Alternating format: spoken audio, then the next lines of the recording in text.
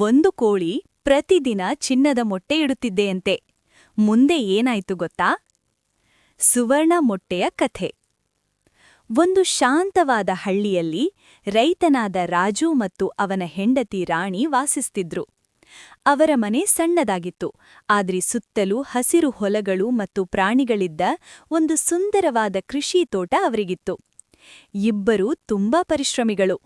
ಪ್ರತಿದಿನ ಬೆಳಗ್ಗೆ ಎದ್ದ ಕೂಡಲೇ ತಮ್ಮ ಕೆಲಸಗಳನ್ನು ಪ್ರಾರಂಭಿಸುತ್ತಿದ್ದರು.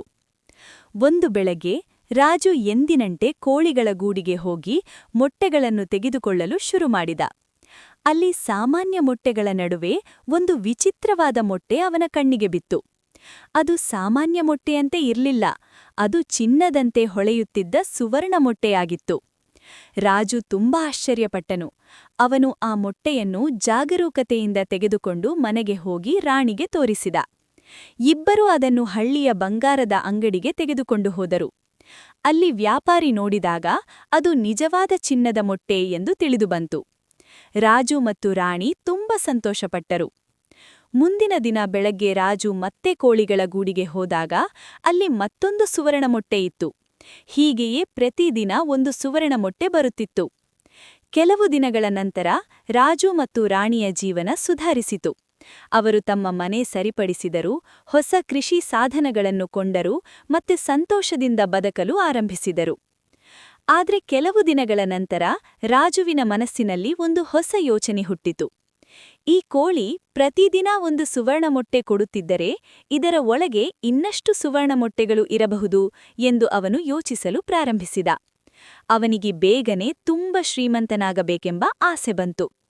ಪ್ರತಿದಿನ ಒಂದು ಮೊಟ್ಟೆಗಾಗಿ ಕಾಯುವುದಕ್ಕಿಂತ ಎಲ್ಲ ಸುವರ್ಣ ಮೊಟ್ಟೆಗಳನ್ನು ಒಂದೇ ಸಾರಿ ಪಡೆಯಬೇಕು ಎಂದು ಅವನು ತೀರ್ಮಾನಿಸಿದ. ಒಂದು ದಿನ ರಾಜು ಹೆಚ್ಚಿನ ಆಸೆಗೆ ಒಳಗಾದನು. ಆ ಬಳಿಕ ಕೋಳಿಯನ್ನು ಕೊಂದು ಅದರೊಳಗೆ ಎಲ್ಲಾ ಸುವರ್ಣ ಮೊಟ್ಟೆಗಳು ಇವೆ ಎಂದು ಭಾವಿಸಿದ.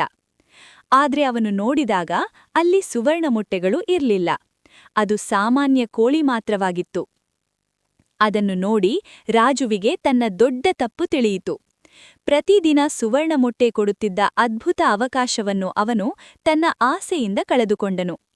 ಆಮೇಲೆ ರಾಜು ತನ್ನ ತಪ್ಪನ್ನು ಅರಿತು ತುಂಬಾ ದುಃಖಪಟ್ಟನು. ಅವನ ಆಸೆಯಿಂದ ಅವನು ತನ್ನ ಅದೃಷ್ಟವನ್ನೇ ಕಳೆದುಕೊಂಡನು. ಇದಾದ ನಂತರ ರಾಜು ಮತ್ತು ರಾಣಿ ಇದ್ದದರಲ್ಲಿ ಸಂತೋಷವಾಗಿ ಬದುಕಲು ನಿರ್ಧರಿಸಿದರು. ಮಕ್ಕಳೇ, ಈ ಕಥೆಯಿಂದ ನಾವು ಏನು ಕಲಿತೆವು? ಅತಿಯಾದ ಆಸೆ ನಷ್ಟಕ್ಕೆ ಕಾರಣವಾಗುತ್ತದೆ.